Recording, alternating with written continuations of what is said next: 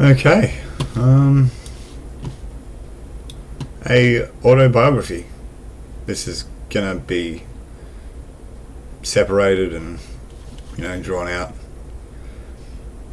I don't even know really how to start, but start from the start.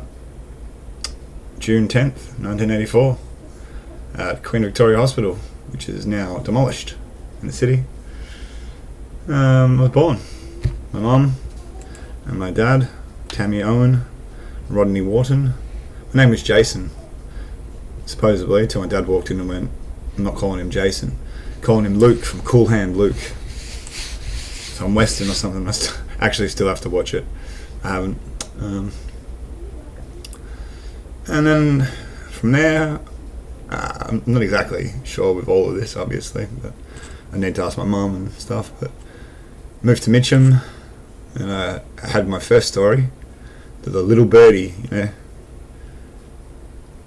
sure a few people have grown up with having the little birdie that dobs on you, and you can't do anything. You're at school or whatever, and the little birdie tells your mum. I had a little birdie. I had a friend. His name was Dragon.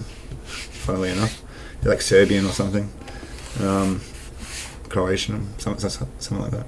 But we broke into the church on like Rooks Road in Mitcham.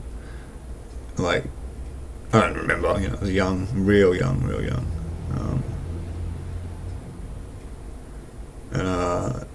Yeah, like we had whatever fun, But then the little birdie told my mum, and it took me years to work out, till I was like, started to be a teenager. I was like, the little birdie was just some rat. We moved to Nunawading, to Burnt Street. I actually didn't write this down, I just remembered. And I set the house on fire or something, set my room on fire, and had to go see the fire brigade. And they all lectured me. This is actually funny. Then we moved to Ringwood Heights, Timbertop Drive.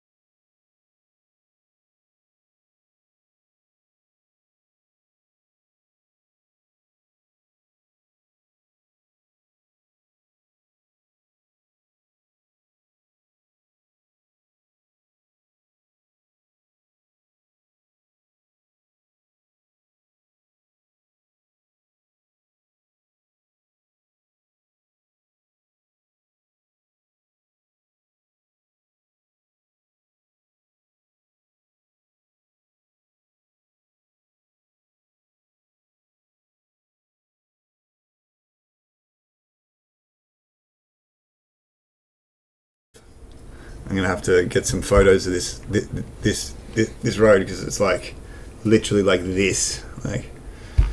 And I got a few memories from that, like my elbow. It's, can't really see it anymore. It's so many years old, but all of the I got my whole arm was like mauled by this German Shepherd playing cricket, jumped the fence, to get the ball. Long as driveway. I wonder if the house is still there. Same. And couldn't see the dog, creeped over, grabbed the ball, was jumping back over the fence, and almost got back over the fence, and got yanked over the other side. Everyone starts laughing, like, "What are you doing?" And because the dog was silent as, just grabbed my arm and just held me there, like messed it up, but holding me because I was trying to get out, trying to jump back over the fence. I'm pretty sure the dog got put down after that, which is pretty sad because it wasn't his fault.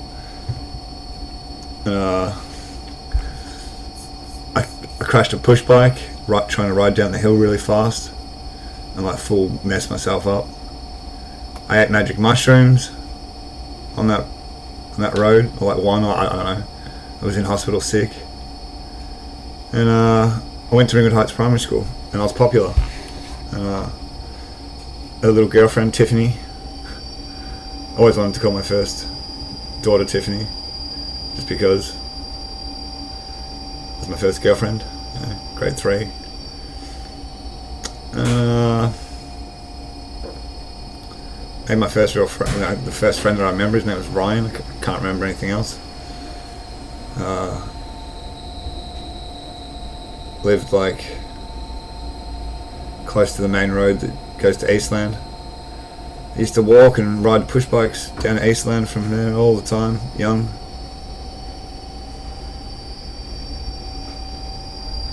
That house was also where I ran away the first time, out the backyard, trying to escape from, I don't even know, being that young, don't really remember. But, you know, ran away to the backyard and hid in the bushes. Also watched, like, I think it was It. Pretty sure it was Stephen King's It.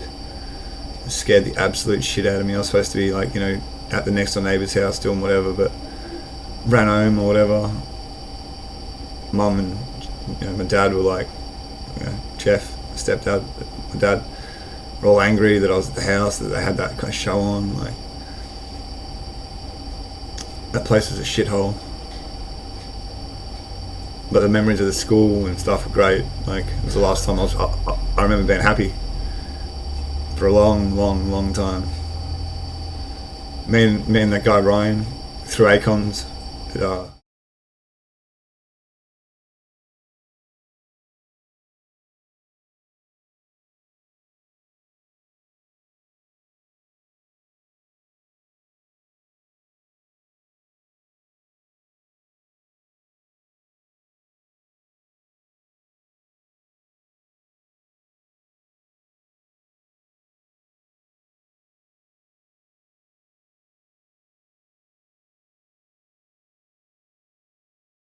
acorns, cars from this little.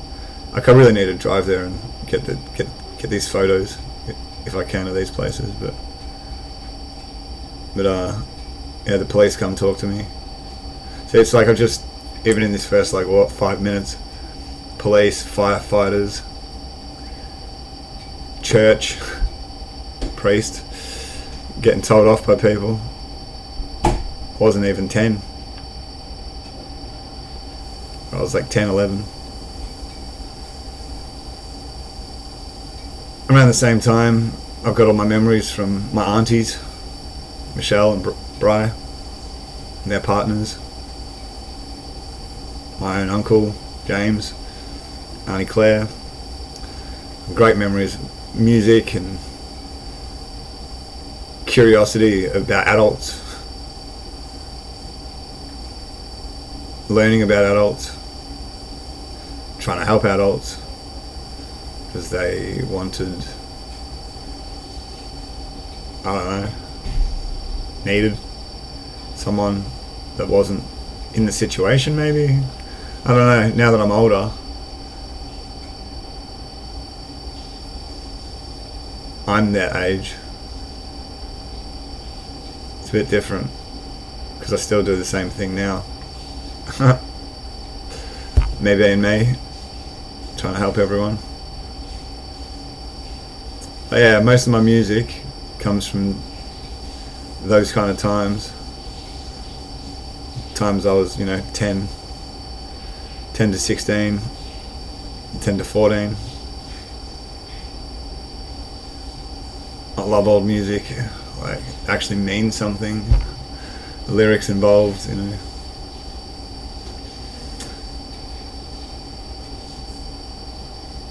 Like, every time I go to the Box Hill Hospital, like, we drive past, I can't remember the name of it now. What is it? I have to look.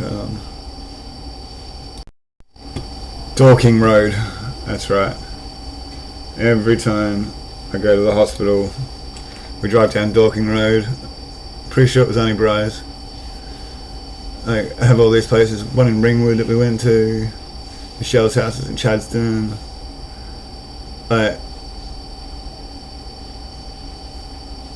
All these memories.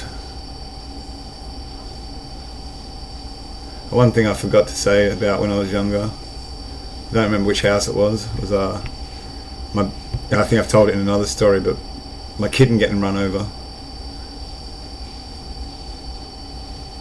It was really annoying. Coming home. So I don't even know if it's true or if I made it up, either. But stepdad ran over the kitten that fell out of a tree. It pissed me off. It's what led me to hating on God or spirituality, because I shouldn't have had to have watched it. If I did watch it, or if I made it up. See, I don't know. Need to ask my mum this one. But after all that, we moved to Croydon South Primary School, and that's when Luke turned into what he is now. First person I met there was Jordan and his sister. I can't remember, but I remember Jordan. It was great on a skateboard. A lot of people might know Darren Kitt. He was a skateboarder, famous, little group. But Jordan left after had another three mates, Tristan, Ben and Daniel, that were brothers. Lots of stories about them because I ended up staying with them a lot. And they had a yellow slide. We used to always jump off the roof, like in a trampoline. And we always used to use the slide to put it on the roof and slide off the roof, onto the trampoline and bounce and put it on the the fences and stuff. But one day we had it on the fence and on the trampoline, and Jordan fell backwards off the fence, and we all thought it was okay and stuff. But as he got up, he's brushing himself off, he's oh that hurt. His whole arm was literally on the fence, where my tattoo is. It was just his skin was gone, and it was attached to the top of the fence, and we all started munting, and he's looked down, and it was disgusting. And I don't really remember much of Jordan after that. I think they left. Jordan Bianco, that's his name. Sandra, I think their sister was. Wow, that takes me back. Then I met Jake. I met the Brincats, and they changed my life completely. I love that family more than anything. I was a very lost, confused kid getting bullied at school, at a new school, by new people. I didn't understand what was going on. Everyone loved me before. Everybody loved that I had the answers, that I'd tell people things, that I'd help everyone. But at Croydon, nobody was happy. Nobody was happy at all. And if you look back, I suppose, if you look now at the schools and the school system and where all the schools are being closed and what schools they spent money on, just the whole education system's fucked, I suppose. But it was the first time I smoked grass, actual grass. We tried some grass out because people were smoking cigarettes, and then it wasn't long after that I basically moved in with Jake's family, just lived there. I'd spend all my time there, go home late at night if I did. Most of the time I'd just crash, playing Super Nintendo, and Roger got a 64, and it's why I'm a nerd gamer. All thanks to the Brincats. And I never take that back. I love being a gamer. I love gaming. Games have got pretty bad these days, but still. Halloween trick or treat, whatever year it was when I met him. One of the best times in my life. I love you, Brincats. Part of your family. I always feel I will be. You're always part of mine. So, Croydon South Primary School, there was a guy named Jake as well. I'll leave his last name out. You'll know who he is if he watches it. But I considered him a friend, even though we fought. Like, he was the first person I ever like actually fought back with. You know, he tripped me over in class, and he made up something I remembered last night, which was, if anyone remembers the ads for Ajax liquid gel, like, he said to me one day when we were in detention, he's like, let's just say Ajax liquid gel, right? And instead of it meaning Ajax liquid gel, we'll mean it like giving the teachers shit without them knowing. So he just kept saying it, and teachers were like, what are you doing? We're like, Ajax liquid gel, you know, it's alright. And like, this is when we were like 11 or something. Like, that cunt was funny as. Him and his sister were real nice. It was a weird dynamic though. Getting in like fights with him after school and stuff. But I swear the cunt was looking after me. But I'm getting spammed somewhere. Okay.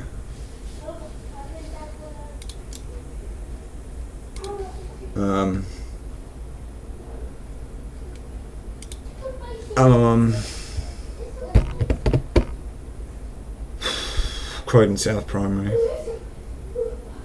Yeah, I got in trouble for Tiffany, another Tiffany, Archibald, called her Itchy Balls. Got my ass ripped out by everybody. I thought it was funny, you know.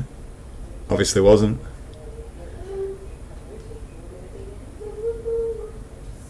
Yeah, bullying. I got bullied a lot, and really didn't understand why. I just stuttered a lot, and I was intelligent. People didn't like it, obviously. People don't like it nowadays. Like, the whole me now being straight thing's very, very, very different for me, because my brain's once back. And, you know, my brain's full of cancer and all this shit, and I'm still pretty coherent. Everyone keeps telling me, or whatever.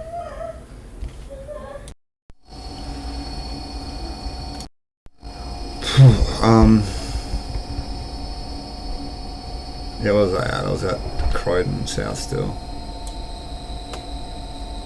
Yeah, I don't really like remember much from Croydon South except Jake and trying not to be at school by hanging around the Brincats and by Tristan and Ben and Daniel. Because I wanted to go to Bayswater after grade 6. But I went to Croydon Secondary College. Mum put me there. Thought it was a bigger school, so there'd be, you know, more people to, you know, be more people, so people wouldn't recognise me or something. But yeah, I really wasn't liked anymore.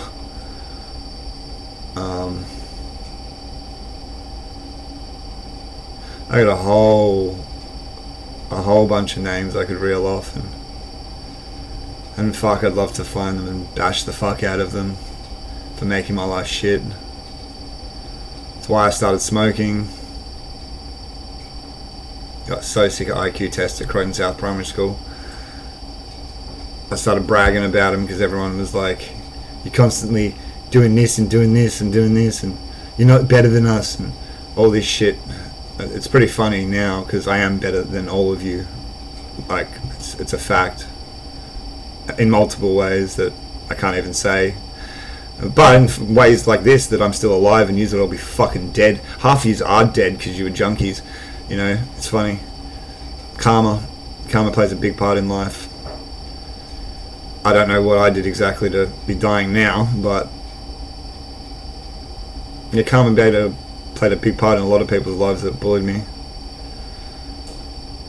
and a part in the lives of the people that didn't bully me. I've noticed as well, like Hayley seems to be really happy and doing well for herself, you know. But Croydon, like, there was a lot of good things that happened at Croydon as well. No, not really. Started stealing, being a fuckwit. I'm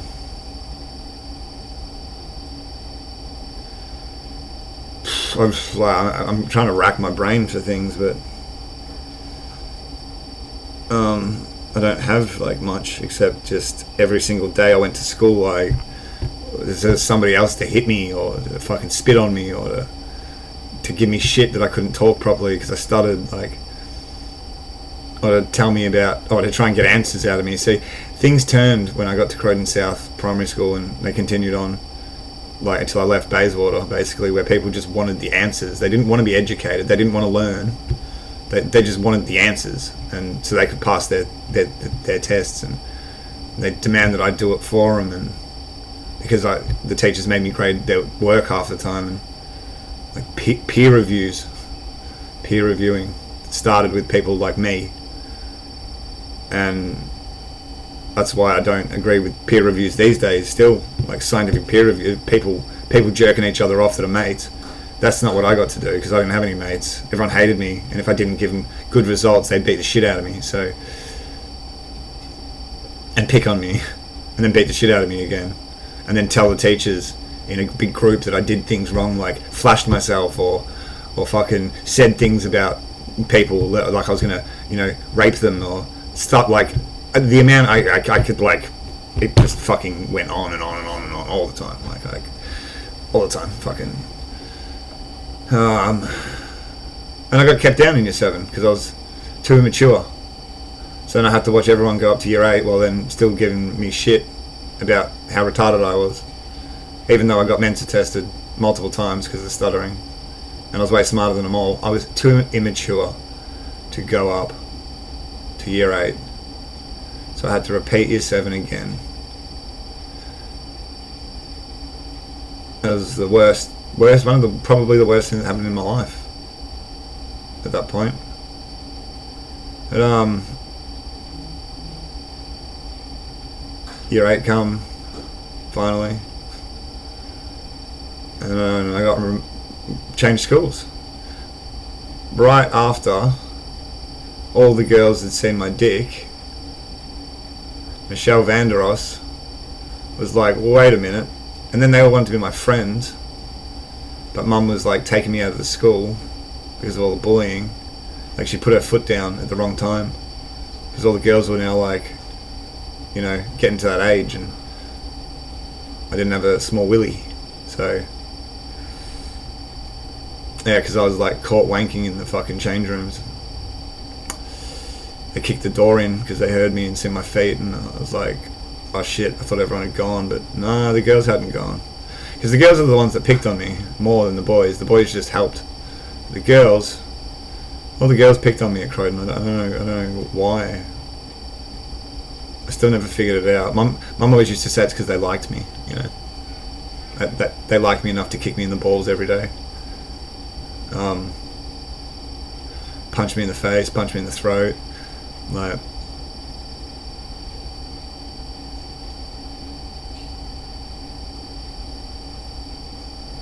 Croydon was so shit until that where I had the girls being like, no, Mrs. Tamlin, why are we moving Luke's schools? We all love Luke, he's our best friend. And Mum was like, no you're not, you pick on him, and they're like, yeah, but that was like yesterday, like, we seen something, yesterday, and now we want to be his friend.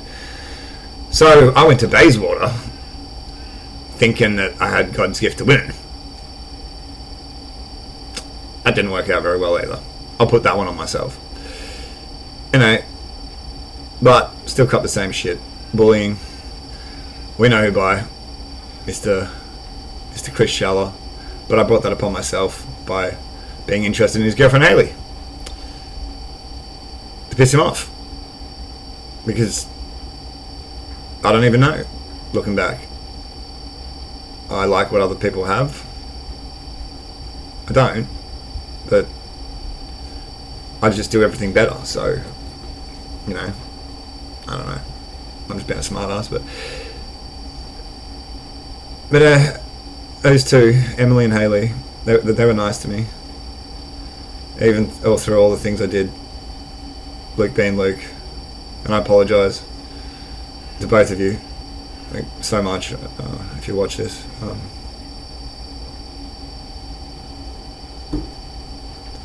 Very, very, very troubled child.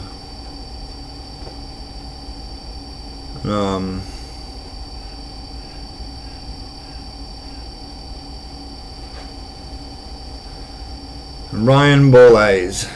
So I had to leave school, got an early leave exemption when I was 14 because of all the bullying. I got a job at Red Rooster with the manager at Knox Red Rooster, lives across the road in Croydon.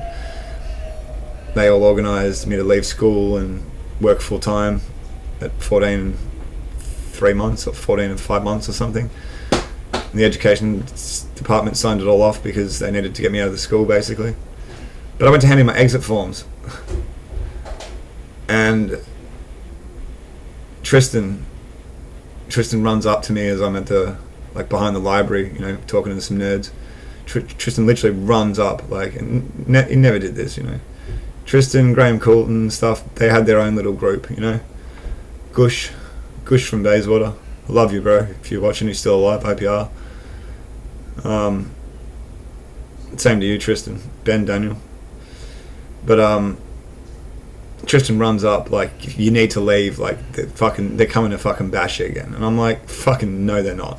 Tristan's like, you gotta go. I'm like, nah, this isn't the same anymore, man. Like, I'm not a little school kid. So Ryan walks up, he punches me twice in the face, and my nose is pissing out blood.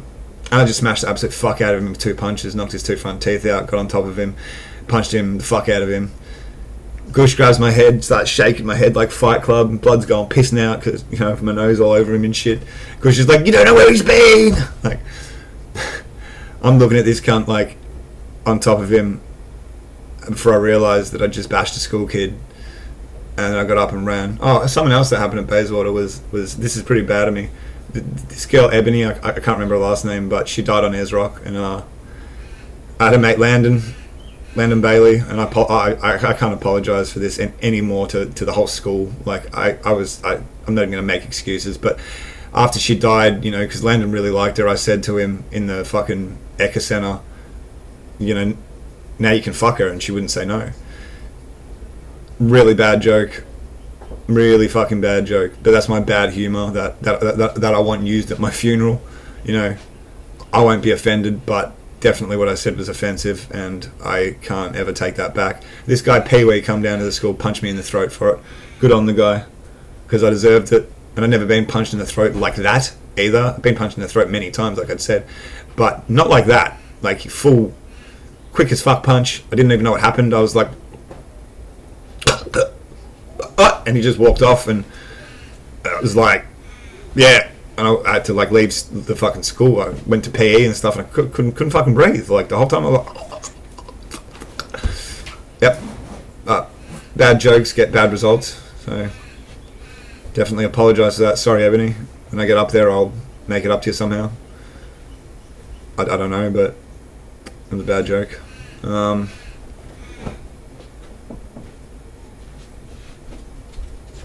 Yeah.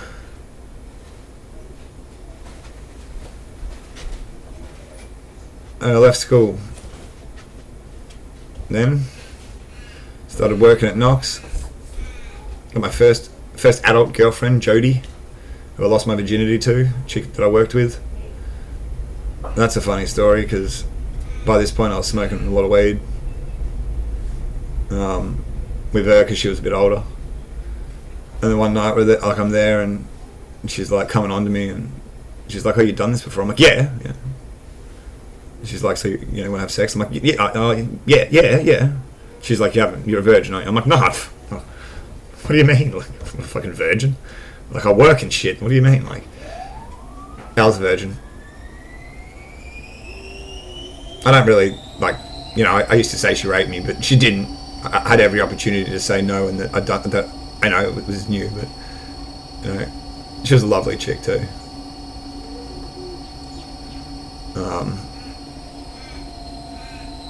I hope, yeah, wherever she is, she's happy. But then I turned into the cheater that my 3 girlfriends have known me for, because I cheated on her with Lauren at Pulse nightclub, and this gets into my adult life, and it's at 30 minutes already, Jesus. And I've got to get going to my neck biopsy soon, so I think I'll end it here, and I will edit this later on, and this will be part 1 maybe, or maybe I'll ask us or something if you want a massively long video, or if you want it in parts. But yeah, this is part 1. Birth to meeting Lauren Miller.